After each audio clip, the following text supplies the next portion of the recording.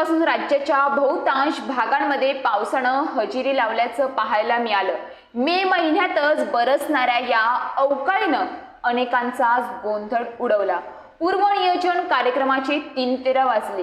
पुण्यातही काही विवाह सोहळ्यांवर आणि तत्सम कार्यक्रमांवर अशीच वेळ ओढावली। पण या पावसाच्या माऱ्यानं एक सकारात्मक गोष्टही घडून आणली आणि एक अनोखा योग जुळून आला। पुण्यातील वानवडी परिसरात एक मनाला स्पर्श देऊन जाणारा प्रसंग घडला आहे। धर्मापेक्षा माणुसकी मोठी असते हे वानवडीतील एका विवाह सोहळ्याने सिद्ध केलं। पावसाने अचानक अडचणीत आलेल्या एका कुटुंबाला मदतीचा हात दिला तो दुसऱ्या धर्मातील कुटुंबानं आणि एका वऱ्हाड्याचा आधार दुसऱ्या वऱ्हाड्याला झाला। ही कहाणी आहे माणुसकीच्या मैत्रीची आणि आपल्यातील एका सुंदर ऐक्याची।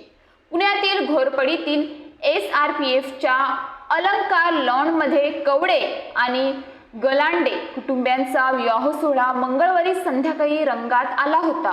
फुलांच्या सजावटीपासून ते विद्युत रोषणाईपर्यंत सर्व काही उत्तम होतं, पण अचानक आलेल्या मुसळधार पावसाने हा सारा आनंद एका क्षणात चिंतेत बदलला।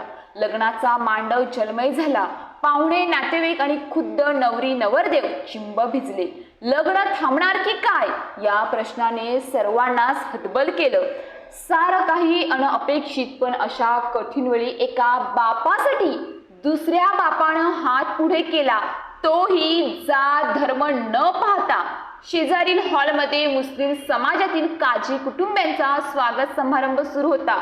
संकटात सापडलेले कवडे कुटुंबाने जेव्हा परिस्थिती सांगितली तेव्हा फारुख काझी यांनी एक क्षणही न दवडता आपला हॉल या मराठमोळ्या विवाहासाठी वापरण्यास दिला। चिसोका संस्कृती आणि ची नरेंद्र यांचा विवाह त्या हॉलमध्ये पार पडला। सोहळा पूर्ण होताच काजी कुटुंबियांचा कार्यक्रम पुन्हा सुरू झाला। माणुसकीचं दर्शन खरं। आज धर्माच्या नावावर वाद पेटताना दिसतात, पण वानवडीतील या घटनेनं माणुसकीचं खरं दर्शन घडलं आहे। एकाच मंचावर दोन वेगवेगळ्या धर्मातील विवाह पार पडणं ही केवळ योगायोगाची नव्हे तर एकाची जिवंत मिसाल ठरली असंच म्हणावं लागेल। कधी कधी संकट माणसातील माणुसकी जागवतात आणि वानवडीतील या विवाह सोहळ्याने हेच दाखवून दिलं, धर्म वेगळे असले तरी आपली माणुसकी एकच असावी याचं हे सुंदर उदाहरण आहे।